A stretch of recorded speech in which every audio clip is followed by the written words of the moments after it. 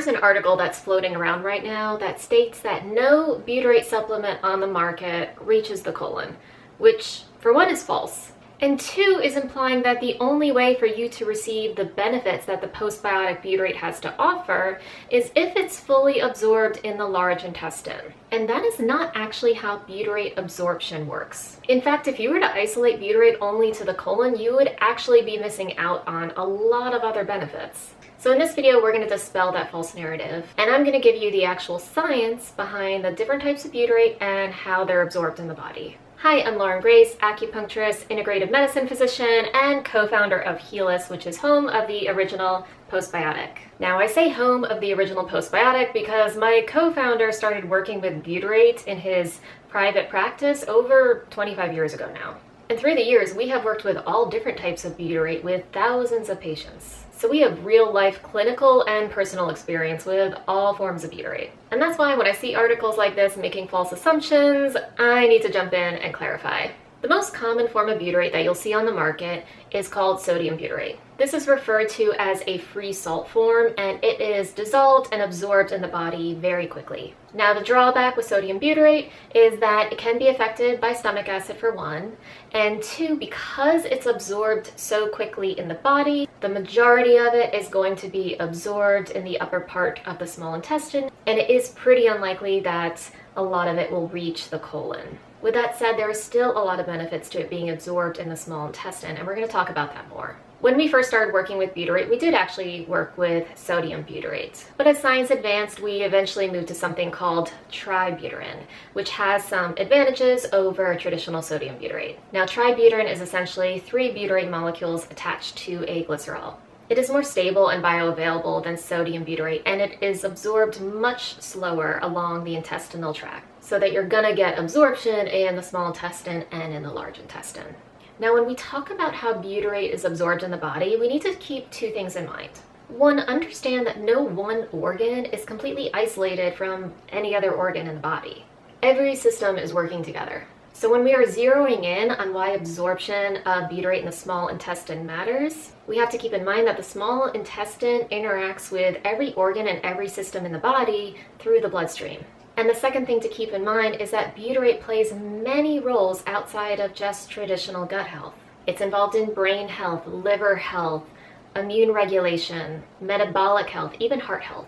And the main way that butyrate is able to circulate and affect all these other systems is through the small intestine. To start, let's talk about immune regulation, because this plays a key role in autoimmune disease and gut health. The small intestine has something called Peyer's patches.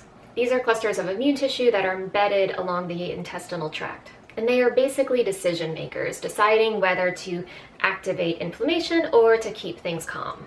And butyrate influences these Peyer patches by directing them towards regulation and calm instead of overreaction and inflammation. Butyrate also affects your T regulatory cells along this pathway. Your T regulatory cells, or Tregs as they're called, basically help keep the immune system calm. They prevent excessive inflammation and keep your immune system from attacking itself, which is basically what autoimmunity is. Now, butyrate is known to promote Treg development. So when butyrate is absorbed along the small intestine, it helps to support and promote your T regulatory cells. Now, another immune modulator is called cytokines, and cytokines are essentially inflammatory messengers. Butyrate reduces pro-inflammatory cytokines and helps support anti-inflammatory cytokines. So through the small intestine, butyrate affects autoimmune disease, chronic inflammation, and inflammatory bowel disease like ulcerative colitis and Crohn's because of that immune regulation response. Keep in mind that colon inflammation is heavily influenced by all this immune signaling. And this is one of the main ways that butyrate's absorption in the small intestine also benefits the colon. Now let's talk about the gut lining and leaky gut, because the lining in your small intestine is permeable and the most susceptible to damage. And butyrate plays a big role in helping to strengthen and repair this gut lining. Your intestinal lining is made up of something called tight junction proteins, which is essentially supposed to help good things such as nutrients pass out of the small intestine into the bloodstream, and it's supposed to keep bad things like toxins in the small intestine. But when these tight junction proteins are damaged because of inflammation, they don't always work like they're supposed to, and sometimes bad things and toxins can escape through the gut lining into the bloodstream.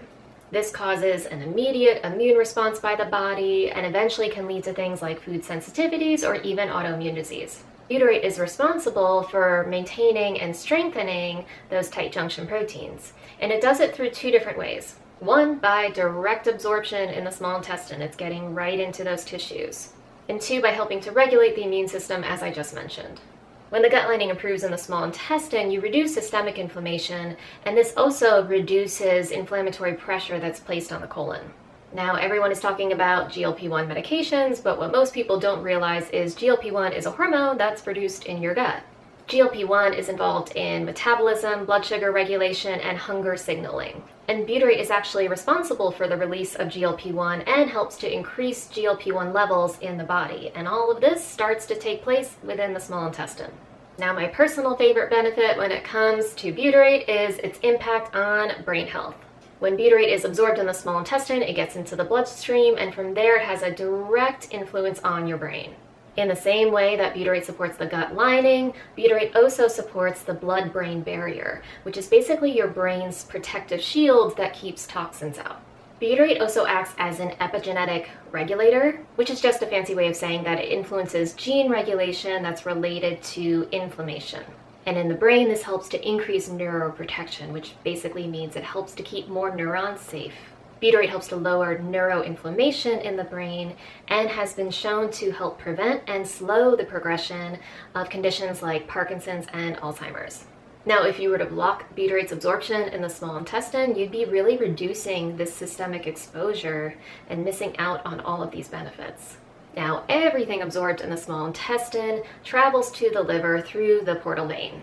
That means that the liver is one of the first organs to be exposed to butyrate. Through the liver, butyrate affects fat metabolism, insulin sensitivity, and helps to reduce liver inflammation. And since the liver plays a central role in systemic inflammation, supporting it indirectly benefits the colon as well. As you can see, these systemic benefits that occur through butyrate being absorbed in the small intestine are huge and should not be cast aside. Now, does butyrate have a direct impact on the colon itself? Yes, of course. But keep in mind that butyrate influences colon health both locally and systemically.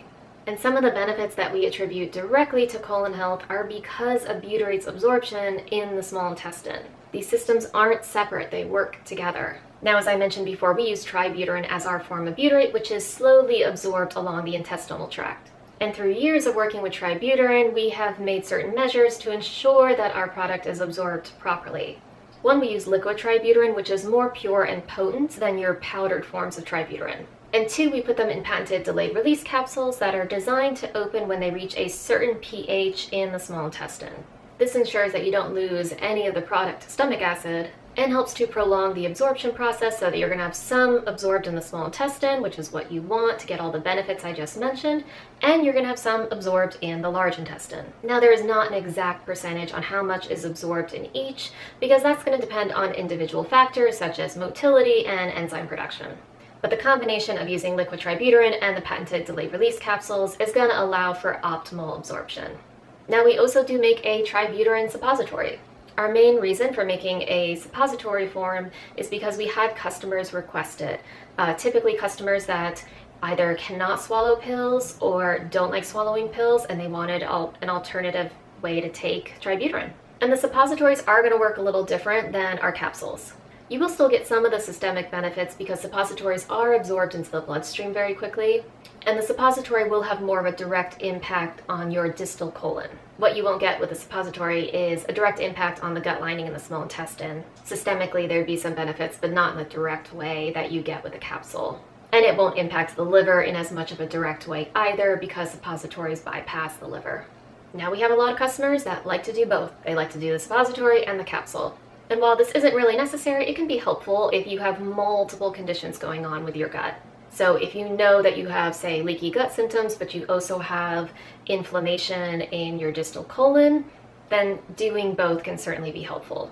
If you are interested in learning more about our butyrate supplement, the Complete Biotic, or our tributyrin suppositories, I will have both products linked below. So I hope this help clears up how butyrate is absorbed in the body and why you definitely want some absorption in the small intestine. If you have any questions or want me to dive deeper into this topic, please leave them in the comments below. And thank you so much for watching. Have a beautiful day.